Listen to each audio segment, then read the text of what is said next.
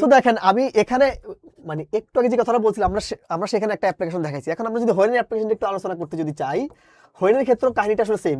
অতীতকালের দুটি কাজের মধ্যে যে কাজটা আগে বোঝানো হয় সেটা আপনারা নেবেন কিসে? পাস্ট কন্টিনিউয়াস টেন্সে। যেটা পরে বোঝানো হয় সেটা পাস্ট ইনডিফিনিট টেন্সে নেবেন, ঠিক আছে? পাস্ট ইনডিফিনিট টেন্সে নেবেন, এটা হলো প্রথম কথা।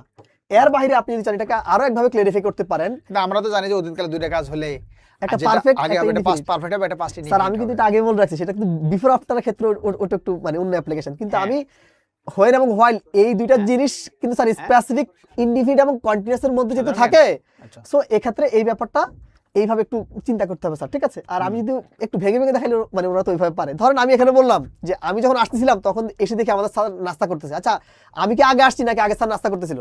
আমি আসার আগে কিন্তু স্যার নাস্তা করতেছিল, মানে করতেছিল। সো স্যার নাস্তা করতেছিল, এটা হবে কন্টিনিউয়াস, এবং আমি আসছি এটা হবে পাস্ট ইনডিফিনিট। সো এখানে বলছে যে Neela dash her hand when she was cooking dinner. মানে এখানে বলতেছে যে নীলা তার হাতটা পোড়ায় ফেলছে সে যখন রান্না করতে গেছিল। আচ্ছা বলেন উনি আগে কি রান্না করতে গেছে নাকি আগে হাত পোড়াইছে?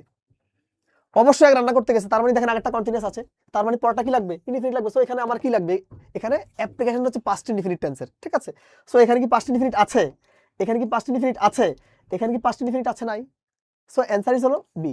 কিন্তু আমি যদি চাই এটাকে অ্যাপ্লিকেশন আকারে ওইভাবে দেখাইতে পারি, কিন্তু স্যার বলছে যে আপনারা পারেন মোস্ট অফ দেম, এই জন্য অর্থের আকারে দেখাইতে। না এটা এটা মানে সহজ কয়েকটা স্ট্রাকচার। একটা হচ্ছে যে একটা যদি পাস্ট ইনডিফিনিট থাকে তাহলে পারফেক্ট থাকে, হ্যাঁ, তাহলে আরেকটা হয় পাস্ট ইনডিফিনিট। ইনডিফিনিট।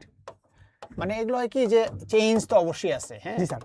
অবশ্যই চেঞ্জ আছে, হ্যাঁ জি স্যার।